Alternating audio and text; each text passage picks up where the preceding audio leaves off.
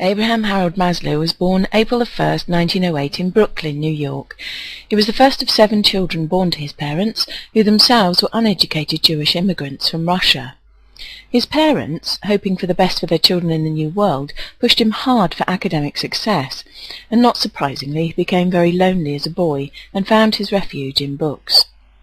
To satisfy his parents, he first studied law at the City College of New York, and then after 3 semesters he transferred to Cornell and then back to CCNY.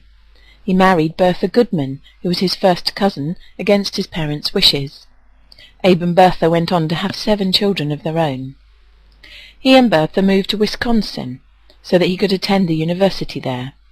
Here he became interested in psychology, and his schoolwork began to improve dramatically.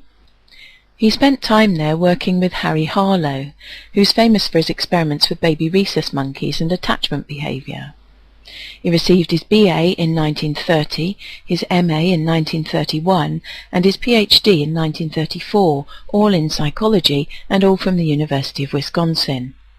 A year after graduation, he returned to New York to work with E.L. Thorndike at Columbia, where Maslow became interested in research on human sexuality.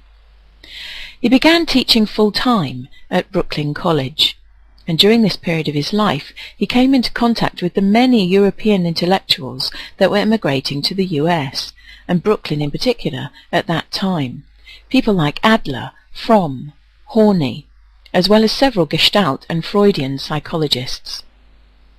In 1951, Maslow served as the chair of the psychology department at Brandeis for 10 years, where he met Kurt Goldstein, who introduced him to the idea of self-actualization, and he then began his own theoretical work. It was also here that he began his crusade for a humanistic psychology, something ultimately much more important to him than his own theorizing. He spent his final years in semi-retirement in California, until on June 8, 1970, he died of a heart attack after years of ill health.